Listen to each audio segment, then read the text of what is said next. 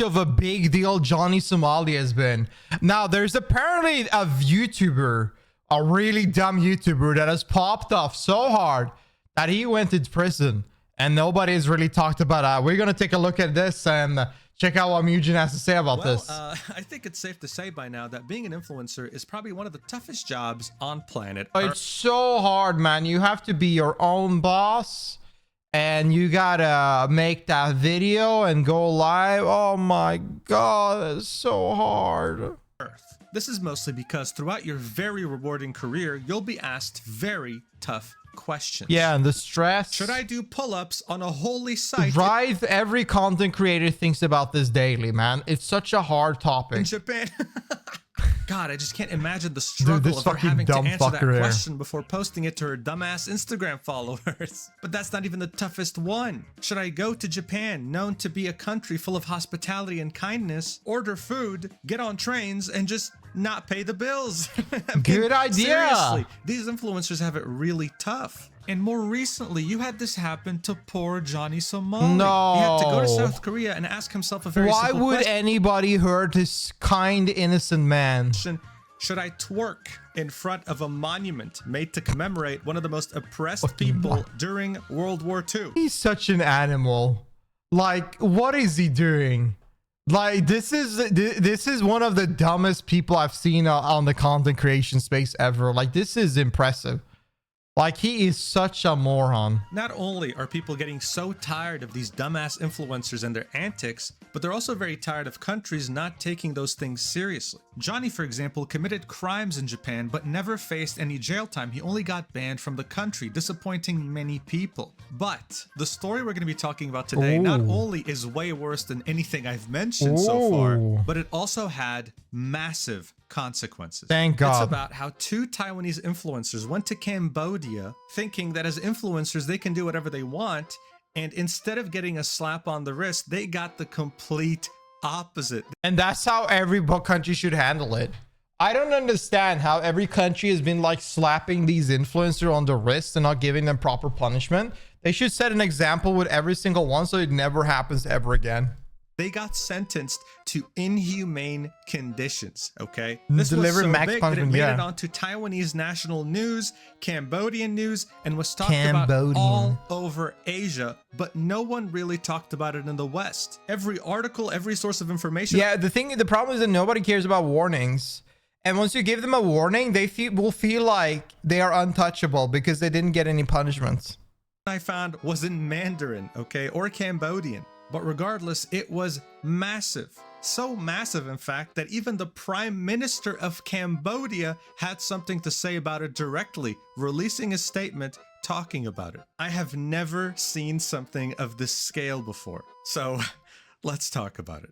The main influencer at the center of this incident goes by the name of Goodnight Chicken, a 31-year-old Taiwanese man. His content mostly revolves around him live streaming himself in abandoned or haunted buildings. This is obviously nothing special. Many people do this same type of content and it's very hard to stand out. But in 2020, Yeah, like, so he's just Sean and Kobe. He's like so he's just like a ghost hunter YouTuber. Like, this is good. This is fine. he had done exactly that, even though he wasn't really planning on it. While live streaming himself in an abandoned hospital, he came across a corpse half hanging on the ceiling. What? And ran away in fear. This actually ended up solving a missing persons case. The police got involved, the government got involved. It turned out that this person had been missing for a long time, and he had helped solve this case. What, isn't that good? What the hell? This was on national Taiwanese news. He was That's praised for it nuts. and was able to build a following from it. This in turn allowed him to start earning more money and travel outside of Taiwan for content. Like, for example, here he's going to Malaysia and he also went to Japan. For 2024 though, he had his sights on Cambodia. Cambodia is a country in Southeast Asia known mostly for its beauty and monuments. But that wasn't why Goodnight Chicken was interested in it. No, it was more grim than that. Around summer 2023, the United Nations published a report estimating that around 100,000 people were trafficked from other Asian countries into Cambodia in order to work against their will in scam call centers. No. Don't tell me it's... No, there's no way you're... No. There's no way. saying that most victims are men from Asia, but some have come from further afield, such as Africa and Latin America. This was the first study of this scale, and it hurt Cambodia's reputation as a touristic hub quite a bit. Around 40% of their total tourists came from China, and those numbers started to dwindle very quickly after that report came out. What didn't help is that the United Nations outlined some of the nationalities involved, and a lot of the victims actually came from Taiwan. This right here is an image of a rumored scam call center compound, where obviously you can't. They're literally put there like a prison. Like, look at this. They got 5 nets. There's 5 fucking wired nets. Oh my god. Cannot escape even if you wanted to. Look at all the barbed wire. Oh my god. Seeing that this was massive news in Taiwan, Goodnight Chicken saw an opportunity in this. What if I went to Cambodia and documented this, tried to explore these buildings and show everyone what was happening behind these walls in those compounds? Because of this, he specifically went to the Prea Sihanouk province, more specifically its capital, Sihanoukville. To What a many, good this is where idea. you could find some of the prettiest beaches in Cambodia, and to others, this is where you could find a lot of the scam call centers that lured people in and trapped them. Goodnight Chicken was betting everything on this. After landing in Cambodia on February 12th, 2024, Goodnight Chicken started up his livestream as he usually does. This time though, he was whispering, claiming to be in one of those scam call center compounds. Let's watch. But then he was caught. He attempted to run away, but you could hear him struggle to leave. There was a person chasing him carrying a flashlight. Some viewers zoomed in, tried to up the brightness to see who that person is, and they detected a military uniform. Oh my god. And then you could hear him struggle at the end, as if he was caught. The live stream ended there. So obviously, you watch something like this and you'll worry. You're thinking, oh, wait a second, was he caught like all these other Taiwanese men that were brought into Cambodia? Are they going to torture him? Are we ever going to hear from him again? Well, Let me guess it was fake. It was just his homie in a random suit. Like, let me guess it's fake. well, they didn't. At least not for the entire evening after this live stream, not until the next day. This time though, it wasn't from him. It was from his friends and his wife sitting in the middle right here, saying that they were very concerned, saying that this has to be solved as soon as possible, that they were very worried. And this of course added more fuel to the fire. The viewers were also just as worried. Now, of course, there were some skeptics asking, why are you out here live streaming? Why aren't you contacting the consular services, the police, etc.? These skeptics were calmed down when another influencer friend of Goodnight Chicken from Taiwan live streamed himself saying that he would never joke with his own life, doubling down on the idea that this is very serious, that everyone should be worried, that there was no room for being skeptical. Things intensified even more when the governor of the province that Goodnight Chicken was in posted 4 images of him on Facebook saying, if you guys see a person that looks like this, please contact me immediately. Even the police and the government was That's now on wild. this. I mean, they're already struggling with tourism. They have a high-profile Taiwanese influencer show up to their country, claim they're... Why is the second most liked thing like a laugh thingy?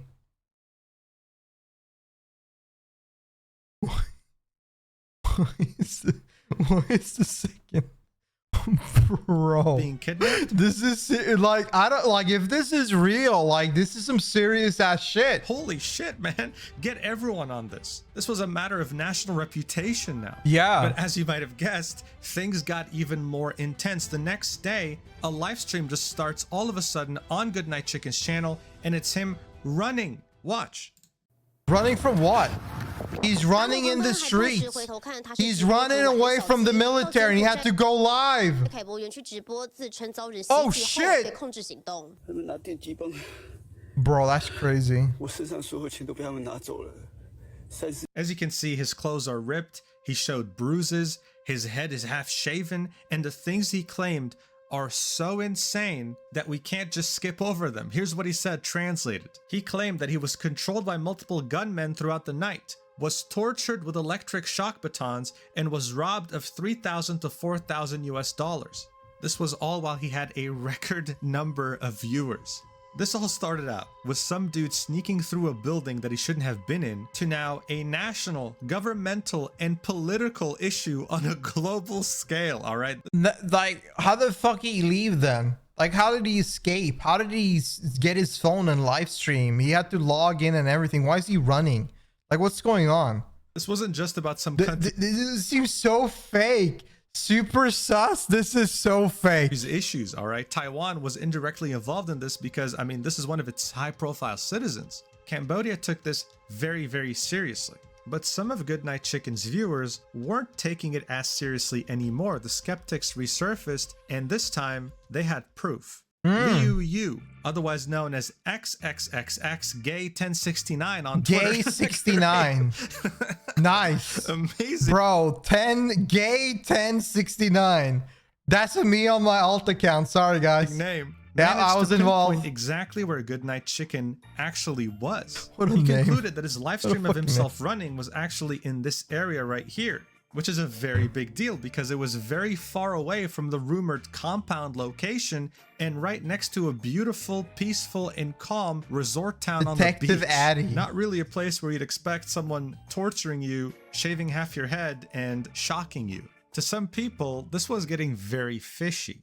But regardless, the Cambodian police was on their way, and they were using every resource available to find Goodnight Chicken as soon as possible. As you saw earlier, the governor of the province was involved. The police commissioner is now involved too. This was very, very serious. Shortly afterwards, the police had done it. They had found Goodnight Chicken and his friend that went with him to Cambodia. But instead of the smiling faces that people were expecting, they were met with reality. The two influencers were handcuffed. What the fuck is this? What's going on in here? And the police officers were pissed. Oh my Goodnight God. Chicken and his friend were caught red-handed. They lying? The police commissioner pointing at all the props they had brought with them from Taiwan to stage this entire thing. The whole thing was Oh my fake. God. There was not a single No real thing way. in all of this. They had fake Cambodians' military uniforms. The person with the flashlight stopping him was his friend dressed in Bro, what the fuck did they expect with these men? What is this shit? What is this shit? in this uniform. They had a bunch of tools and makeup and even fake blood. And as you can see, this was the t-shirt that Goodnight Chicken was wearing when he was quote-unquote running away from the compound with his half-shaven head. Everything was fabricated, all in the hopes of getting views. The Khmer Times, a news publication from Cambodia, published this article saying, "Enough is enough, no mercy for foreigners who create fake content to tarnish Cambodia." It was becoming more and more evident that these two influencers weren't just going to get a slap on the wrist. No, this was going to have very serious consequences. I think it's wild that all they did was stage like something, like a content thing. They staged a content thing for their viewers and they are getting punished. Meanwhile, you have people in other countries like harassing, vandalizing, creating chaos in the city, like in the towns and cities, and creating a very awful reputation for all tourists, but they are just getting the slap on the wrist. These guys just straight up staged some bullshit in a country and they're getting fucked. That's This wild. new reality only started to really sink in when they were in handcuffs. This is why they proceeded to bow down an apology, because they realized, wait a second, we're actually screwed. Watch. 省长，王小鸡、陈仁川及吴祖显在这边向柬埔寨的省长跟你说声真的抱歉。非常对不起。សូមគ្រប់អាដាមសម្បត្តិហេតុបាទការសុំទោសបាទ I'm so sorry. Please give me a chance. This is even funnier because of how ridiculous he looks with his shaved head. Bald. This is a disaster. It took 3 days, okay? 3 days to convict them and send them to jail. It was extremely quick. They were sentenced to 2 years in Cambodian jail, which is one of the worst jails you can go to. There were, of Damn. course, some concerns over the fact that they might have not gotten full due process. They That there was 100% no didn't. proper trial, no proper human rights. But I'll be honest with you, this was definitely the minority. The majority, including Taiwanese, were very happy that they were getting the punishment that they deserve for playing with their audience's emotions and tarnishing the entire image of a country already going through a very bad image problem. I can see the argument there. I can understand. I don't think what they did is so bad as it's portrayed, that they need punishment for 2 years in prison. Is it stupid? Yeah, it's really dumb. But I guess I can understand how it is like kind of like an asshat move to play around with your audience emotions like that, because you're talking about kidnapping and stuff. It's like a skit, but like at the same time you're playing around being kidnapped and hurt. And this can really be frustrating and sad for a lot of viewers. And also, if this Cambodia country is struggling a lot with their reputation, they're having a really big decline, I can see how this is really bad in their eyes as well. So I can understand it. Now, I feel like 2 years is a little bit of harsh punishment. At least when I compare, like the problem is that I'm comparing it to those people are vandalizing countries, those content creators, and they're just getting nothing. Like, yeah, that's probably it. But like, in the end of the day, 2 years is a lot of time in a very harsh prison. But regardless, some people were very concerned about this, that they even reached out to the Prime Minister of Cambodia, offering yet another detail of Goodnight Chicken's life, which of course made him only look worse. Cambodian Prime Minister Hun Manet. Yeah, it's also international incident, right? Because these are tourists coming in, and this happened to them live, right? They are not like from the country. They're tourists, and this is what they present. So it's like an even bigger damage, right? Like, now people will assume that this is what happens when you go to that country. Spoke out about the crime committed by Taiwanese internet celebrity. Send Somali to Cambodia. Yeah, true base. He said, someone called me the day before yesterday to help these 2 people, telling me that these 2 young people should be released because they still have a sick mother to take care of in Taiwan, but I denounced the statement on the phone. If their mother is sick, then they should take good care of their mother at home instead of going to other countries to ruin their reputation and cause trouble. Really dumb, though. Yeah, it is dumb. More severely because they're unfilial sons.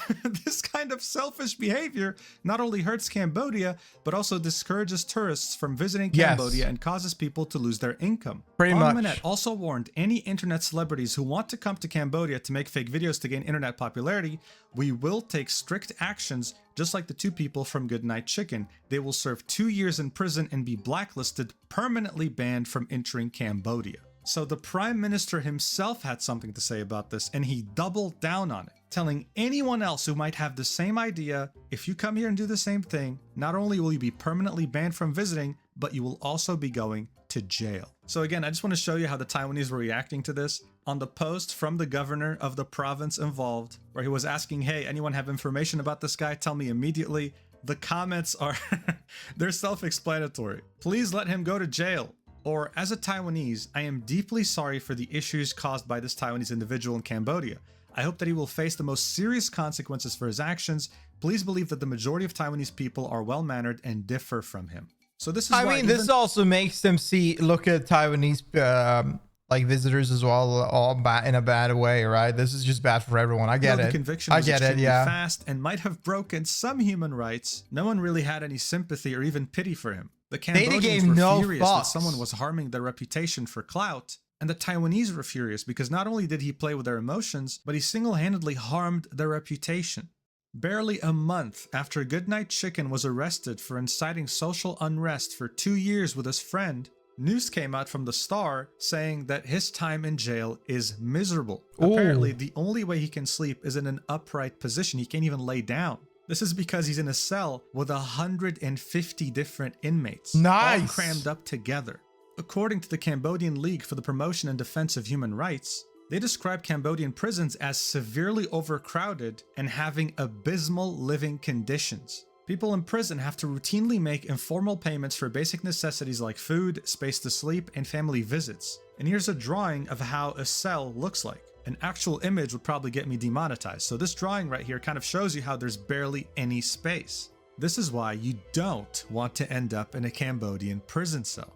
You ask any Taiwanese person and they'll probably know exactly what you're talking about when you mention Goodnight Chicken. This incident was just that big on a national level. It prompted many conversations about how far influencers will go, with people asking themselves, why do we even bother accommodating such disrespectful people who only do these things for views? And today, the world is asking itself the same question. Why do we continue to accommodate these people? Why did Japan not go the whole way like Cambodia did and jail this idiot for multiple years? I don't know, like they're too nice. I don't know, like they're too nice, man. I just hope Korea sentences are like 40 years or something. Why did Israel not do the same thing too? Because by the way, Johnny Somali also got arrested there after Japan, and now he's in South Korea. Is it purely because of his American passport, or are countries simply not equipped to deal with such things? Who knows? I personally hope he gets jailed for multiple years, and in the case of Goodnight Chicken, I hope it serves as a reminder to all these influencers that they are not immune to the law just because they have some followers on Instagram. They end up making all foreigners look bad, and I personally don't want to be grouped up in the same group as someone who uses a holy site in Japan to do pull-ups. Anyway, we'll see what happens. Thank you so much for watching this video till the end. I appreciate that so much. I'll see you in the next video whenever that is, and yeah, love you. Mwah. W video, man. That fucking sucks, though. I mean, that guy is not happy about his decision. Now, I think that that is not as bad as what Johnny Somali has done, but it's so very, very severe and very, I mean, it ruined the whole reputation for everybody, from Taiwanese and for the people in the country itself. Like, it's like people view that and think to themselves, it's going to be scary to visit it now, and they're going to have that mindset for a long time. Regardless, tell me down below what you think. That sucks. That's that prison cell did not look fun. So rip bozo to him. Oh my god. Like this video if you enjoyed. Sub to the channel if you watch more. If you want to yap with me live, feel free to come by my Twitch channel on twitch.tv/Adley. Appreciate y'all watching, and I'll see you in the next video. Peace. Have a good one.